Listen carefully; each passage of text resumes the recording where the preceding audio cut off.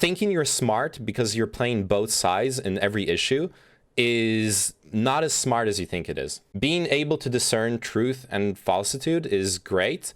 Being skeptical of everything because it's too hard to make a choice is not that great. Show some spine, dude. There has been ample evidence over the past few days. I must warn you, if you start Googling Bucha Massacre or Bucha Genocide, you're going to see extremely graphic and horrific images. The early articles, I don't know if the count's more exact now, but the early articles were that basically 300 people, mostly men of military age, had been murdered before the Ukrainians took back the town. And the evidence was pretty clear. Like there's direct video evidence, bodies in the street, hidden under sand, all sorts of just bodies throughout the whole town. Right away, we had the whole like cringe tanky squadron start playing the Russian propaganda game, claiming it's disinformation, claiming that the Ukrainians themselves murdered their own citizens to false flag Russia, etc., etc.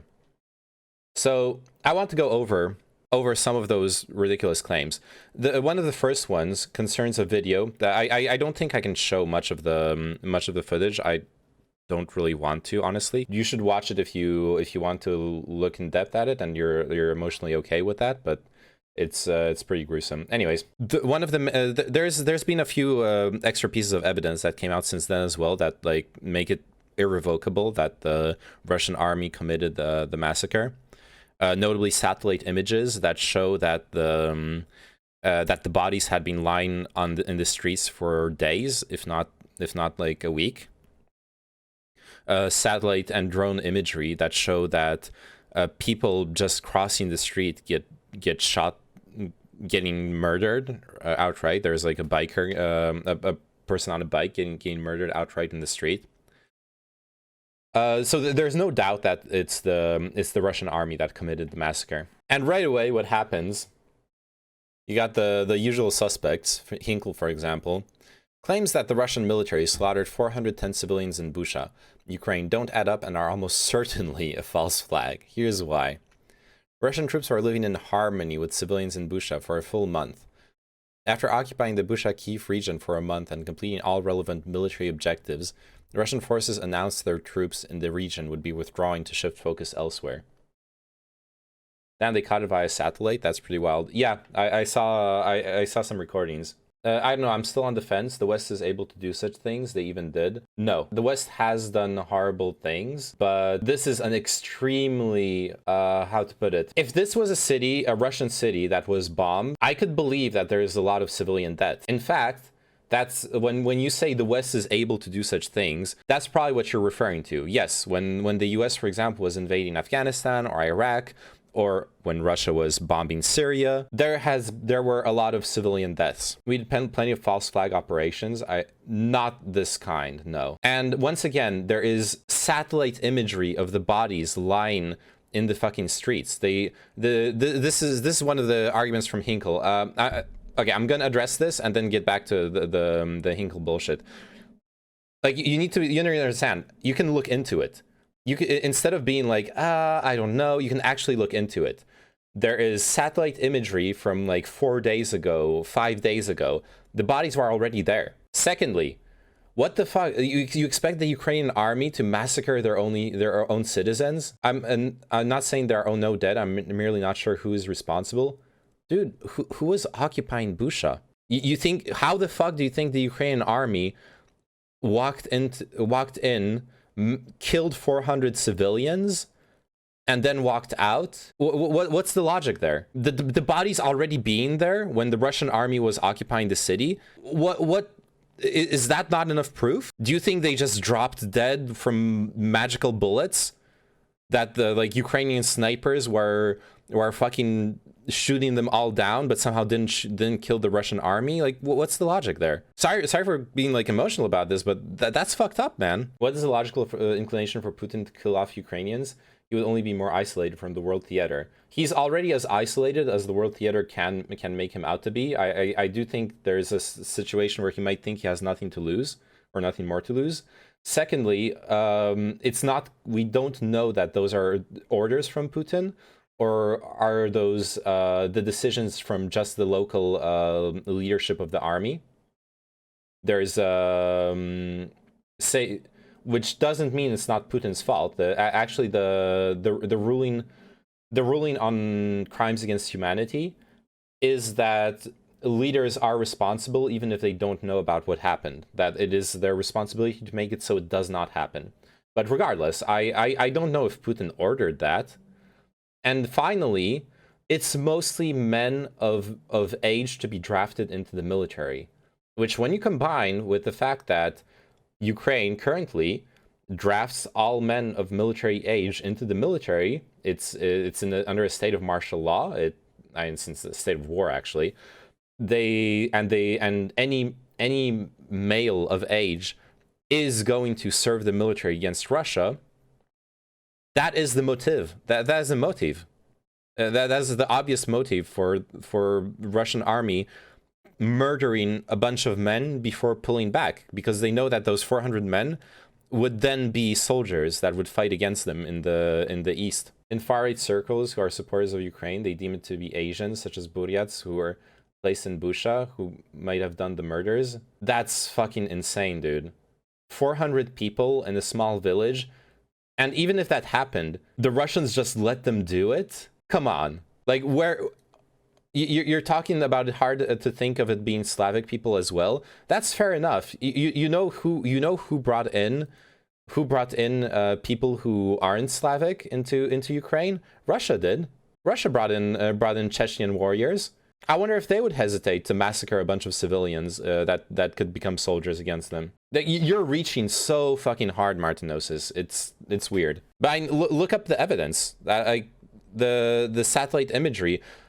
I guess you're making up some story of like secret assassins that were just murdering people in the night, and by the way, leaving the bodies in the street. And by the way, we have like live footage of people being shot in the street, and like that's the false flag operation. I'm neither a supporter of both, just LeMayo, just critical. You are being a supporter of genocide denial, basically, here. By thinking you're like high-minded and skeptical, you're going too far in that direction. Like, and I understand you don't trust my word. That's fine. Okay? You can look up articles about the satellite imagery. You can look up articles about the murders caught live by drone footage, stuff like that. It's out there. It's not stuff I want to show on stream because of Twitch TOS, because of, I guess, decency also. But it is very easy to find. Make up your own mind. But this playing both sides thing, you have to understand, there are situations where one side is wrong and one side is right. Thinking you're smart because you're playing both sides in every issue is not as smart as you think it is. Being able to discern truth and falsitude is great. Being skeptical of everything because it's too hard to make a choice is not that great. Show some spine, dude. Yeah, I think the best case scenario for it is something like anti-partisan operation, soldiers just panicking, collateral damage. It's basically just the severity of the crime that is in question, not if there was a crime. Yeah, there's no doubt about it at this point. Okay. Anyways, fucking Jackson Hinkle. This was a premeditated withdrawal that was announced a week ago. This was not a retreat due to encroaching Ukrainian forces. I'm sure. So this like, yes, it was a premeditated withdrawal. However, Jackson Hinkle is already lying here. Why would Russians leave the city, scatter the corpses of civilians on the road? This was not a hurried departure. The corpses were there. The corpses were already there. Okay, look, fuck it. This is pissing me off. Satellite images showing bodies strewn across the streets of Bucha have provided a rebuttal to claims by the Russian state that Ukrainian forces placed the dead people in the town in staged provocation, after Russian forces had already withdrawn. The corpses' positions on the photos, taken in mid-March, match those from smartphone pictures from 2 weeks ago. Those corpses have been there for 2 weeks, and Jackson Hinkle is saying, well, it wasn't a hurried departure. Yeah, no shit, it wasn't. I need to be careful like what I show on stream from this thread. Ебать, он так спешил, что аж заехал на кента, блядь, понял? Alright, this is just some clip. Allegedly, okay, this is fine, I can show it. Allegedly, according to Hinkle and Maria Dubovica, I don't know how Jackson knows that this is an Azov militant. That's not what is said in the original tweet. Ukrainian footage, supposedly from Bucha, voices in the video. The guys are without blue bands over there. Can I shoot them? Try. I don't know what that's supposed to tell us. Another odd point in the Bucha story is that Russia has repeatedly gone to the United Nations Security Council over the past 24 hours to ask for an investigation into the events in Bucha. The UK has blocked all efforts to investigate or discuss these civilian casualties. Because Russia hasn't asked them to investigate the events, they've asked Security Council to discuss Bucha provocation. This is something that happens quite regularly with Russian diplomacy. That has happened already several times across this war, or even in preparation, like to 2015 and later. They use UN Security Council votes to concern troll or to virtue signal, and then they use that as propaganda to discredit Western media or Western stances. On principle, there's nothing wrong with investigating the events in Bucha, and it will happen. There most likely will be like an international court investigation or some sort of neutral party investigation. But I must say I don't hate on blocking the Russian concern trolling for propaganda. I do support a real investigation though. Before any investigations could take place, the war criminal liar-in-chief Volodymyr Zelensky has already jumped to the conclusion that Russia was responsible for the civilian casualties in Bucha, despite Russia's denial and request for a full investigation. That's not surprising. Ukraine has committed serious war crimes throughout the ensuing battle and have no problems with torturing or killing Ukrainian civilians. That is perhaps one of the only true things that Hinkle has said here. There are records of Ukrainians committing war crimes against Russian prisoners of war. There is footage of that. That is one true thing that came out of Hinkle. Doesn't make what the Russians did okay either. Doesn't make what the Ukrainian soldiers who committed those crimes good okay either. We also know Ukraine has committed war crimes that caused Ukrainian civilians to die. Washington Post documented that Ukrainian forces are preventing civilians from leaving war zones and that they are staging military armaments in civilian zones. That also has been documented. Not that, and once again, there is a big problem there. It's like both things are happening. What he's talking about, civilians versus soldiers, that is a fair remark, but both are crimes. A soldier prisoner is supposed to be treated with human decency. There is footage out there of actual war crimes being committed against Russian POWs. But yeah, I understand. Obviously, doing that to a civilian is even worse. I have not followed the conflict over the last few weeks. What is the situation? Russia pulled back from all fronts except the Crimean and the Donbas front.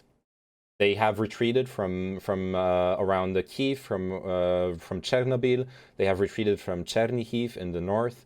They have retreated from Kharkiv as well, I think. Let me just double check real quick. Yeah. Oh wait, no, they haven't retreated from Kharkiv. Kharkiv is still a front. But yeah, this is the state of live UA map. They've retreated from Chernihiv, Sumy, and Kiev. And the idea, the official stance from the Russian army is that they want to focus on the Eastern Front. They're supposedly focusing reinforcements on the Donbas and Lugansk side. No, Kharkiv front is growing. Yeah, I'm sorry. I thought they retreated from Kharkiv as well, but obviously that's wrong. We have here shelling in Kharkiv and Kharkiv region. Yesterday, 6 killed, 8 wounded. There you go. It's at war. Belarus would be like, now we don't need to join this war. Yeah, Belarus is probably really happy, honestly, with that. Is it positive or just a back for a better jump? Yes and no. My evaluation, which once again, look, take it with a grain of salt. I don't have perfect information. I'm not like a war expert. I just have been following this in detail. My evaluation is Kiev was like a meat grinder. They decide to cut their losses. Same for Chernihiv and Sumy. It's the northern front was a fucking meat grinder for the Russian army. They've been really struggling even with heavy reinforcements. So I think the retreat, like early on when they said they were going to retreat, they said it was supposedly to give a legitimacy to the peace talks in Istanbul. That's a lie. They are just milking it for like good PR. However, And it was proven to be a lie. It was proven to be a lie when they continued shelling and bombing civilian targets during the peace talks. So like that was full of shit. But it's good news for Ukraine. It's good news for Ukraine that the capital is not under siege. No matter how well the capital was being defended, it's still like a really positive thing for Ukraine. That being said, it's definitely that they are backing off for a better jump. They're going to focus reinforcements on Lugansk and Donbas. They have been pushing hard towards Odessa. I think that's a strategic objective that they would really love to get before going into a ceasefire. If they manage to grab Odessa before further negotiations, that is huge for Russia. And yeah, if they can gain ground in the east, that's good for them, and that's what they'll try to do. I don't see Russia making gains in the east yet. I would have expected to see that, and for them to have the attacks ready to go at the same time they retreat in the north. I'm not surprised. It's going to take some time. This is just simple logistics. It's going to take some time for the reinforcements to start mattering in the east. I think in a certain way, perhaps they're kind of going for like a semi-logistical pause, where they're still, like, as you can see, like they're still bombing and shelling, but they're not going to advance. They're not going to advance until they reinforce fully and set up supply depots along the front. And that once they're ready to advance, then they will try to advance. It cuts a lot of trade if they take Odessa. Yeah, it also extends their for the negotiations, their like coastal economic zone if they want to hold on to Odessa. Hey, so how are you doing? How was my trip to Poland? My trip to Poland was super cool, super comfy. Why do you think it took so long to start withdrawing? It did not seem like any goals for this invasion were possible to achieve after first week failure. That's not true. They have achieved certain very important goals of the invasion. One of the first goals they achieved, which was a big strategic goal, was restoring the water canal to Crimea. Crimea was cut off from fresh water. They destroyed the dam in Berislav or Nova Kachovka in order to restore water flow into Crimea. That was one of their first like big objectives. Second huge objective for the Russian army, connecting the Crimean front to building a land bridge between Crimea and Donbas. That was a success. They succeeded in doing that. They took ground in Lugansk. And that's pretty much it. They did fail to achieve any strategic objectives in the north. That is where they failed. But in the south, the south was objectively a great success for the Russian army. I think it was achieved in the first week. No, I could be misremembering, honestly, but if I recall correctly, it actually took a couple weeks to truly connect the two fronts, to have the full land bridge. Anyways, by the way, if what I was talking about earlier, just to get back to the topic of the disinformation concerning the Bucha massacre. This is the drone imagery. I'm not going to show it on stream. This is the link, by the way. New drone imagery shows Russian forces firing on a cyclist in Bucha on Yablunska Street, where multiple corpses have been filmed and photographed. There is ample evidence that this massacre was committed by the Russian army. Which brings me back and to this article. We have satellite imagery of corpses lying in the street. Those corpses were lying in the street. Those photos were taken in mid-March. To connect fronts, yes, 2 weeks, but it's still 2 more weeks of just stalling for no reason. And it's not stalling. It's resistance. It's fighting. They've been fighting to push towards Zaporizhzhia, which has been slow progress, but they did achieve it. They took Enerhodar, the Enerhodar power plant. They managed to push closer to Zaporizhzhia. Don't click on any of those links about Bucha or Kiev Oblasts, man. They are very not safe for life and very upsetting to see. Yes, I know. I have seen them. I have seen them, and I want to debunk the bullshit pro-Russian like genocide denial, or really quick for the stream. Which I'm sorry if this is a heavy subject, and I fully understand if that's not what you want to watch. You can probably like come back in half an hour, and I'll be on a different subject. But I need to finish talking about this. It's like it matters to me because there are people who are truly trying to debunk the massacre. It doesn't bother me to talk about or show it. Okay, fair enough. I'm saying that for everyone. Like don't you know, take care of your mental health.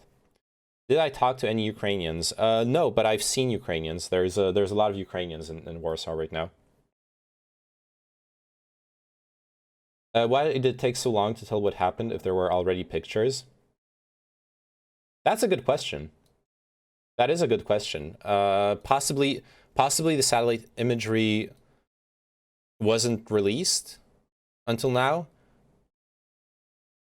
For like possibly for operational security reasons, possibly because it wasn't clear what those dots in the street were. I don't know. I genuinely don't know. The problem probably is, okay, I guess I'll continue speculating. One of the main problems, I guess, of releasing the satellite imagery like this is it's actually normal for there to be corpses in wartime. The main issue here is that once you get closer, once you see them, those corpses are civilians. That is the crux of the issue. Releasing the satellite imagery without just showing that there are corpses lying in the streets, as fucked up as it is, it wouldn't be saying anything about Russian war crimes or the war. So maybe that's why we didn't see those images. Their hands are tied behind their backs. Yes. Like there are a lot of details that are really important in showing that this is a crime, and those you can only see once you get closer to the bodies. Like the satellite imagery doesn't show them. But the satellite imagery is important because of the tankies like Jackson Hinkle claiming that the bodies had been planted by the Ukrainians. I think it just comes down to there is so much satellite imagery and we didn't know where the needle in the haystack was until a few days ago. Yeah, that is absolutely fair as well. Like, people aren't necessarily combing. I do think people were combing over those. I do think people were combing over those images. But like once again, what do you know? Even if you do look at that image, it's corpses in a war zone. That is not enough to like come to any conclusions. I've recommended this Twitter account a couple of times to you, but I never saw if you definitively saw it. But it deals in disinformation and debunking stuff, and he's had several tweets debunking these lunatics, saying it's staged fake. Yeah, I think I'm following that account, yes. And I've been paying attention to that stuff.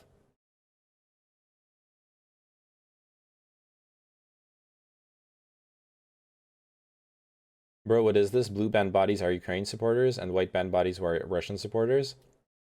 Wait, what are we talking about? So Jackson Hinkle is like here does whataboutism.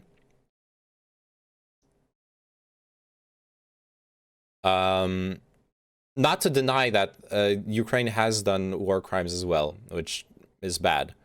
But talking about using civilians as human shields is rich, coming from the Russian army planting their logistics and their command and control centers in the middle of villages. Jackson Hinkle isn't going to talk much about that. Is there any truth to the statement? What statement, Anuj? There have been dozens of examples of Ukrainian vigilantes, paramilitary forces, and police stripping and beating Roma and ethnic Russian Ukrainian civilians that they have tied to poles. I have heard about that stuff happening. Yes, there's terrible stuff happening. Yes. All right, more whataboutism. Why would Russia, who lived in peace with these civilians for a month? Not true. Satellite imagery shows those civilians were executed in mid-March. Those are debunked as looters. Oh, I didn't know about that, Pandart.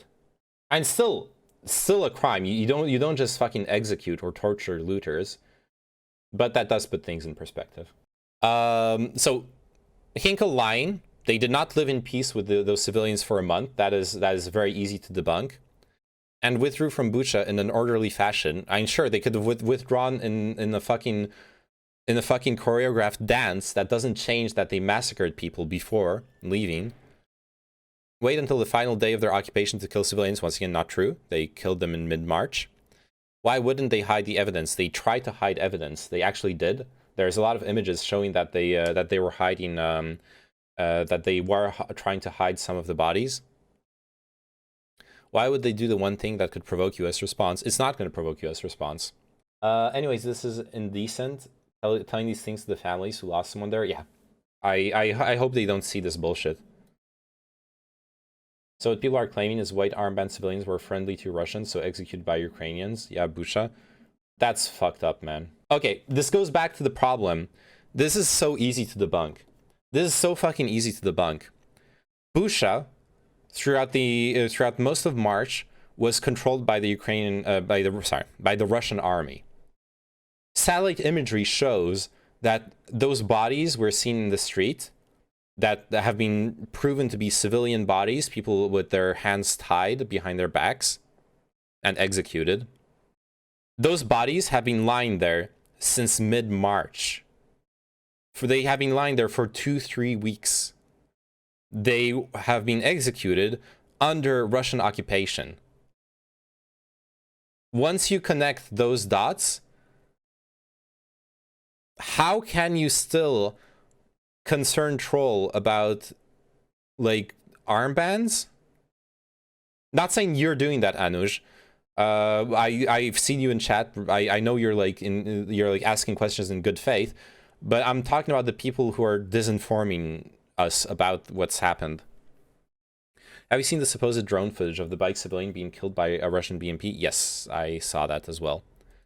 Yeah, we have like live drone footage of a guy on a bike getting executed. Satellite imagery, I'm gonna pause this. Satellite imagery obtained by the New York Times shows bodies of civilians had been lying on the ground in Bucha since at least March 11th, countering Russian claims that the killings were carried out or staged by Ukrainian forces. Like, this is all that needs to be said, honestly. Was there more than one satellite image? I don't know.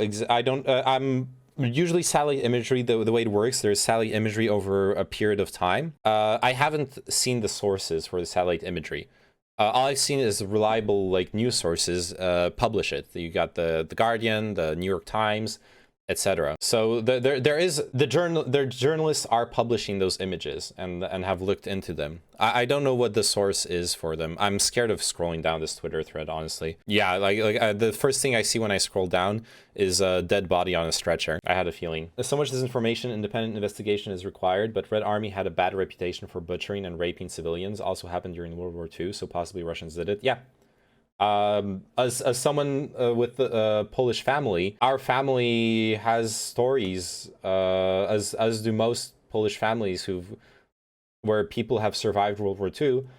There are stories of the Red Army doing horrific stuff. Absolutely. And at this point, with the satellite imagery, I'll be honest. I'm obviously biased. I'm biased, like pro-Ukrainian. But I hope I have shown that I do try to look at both sides with discernment.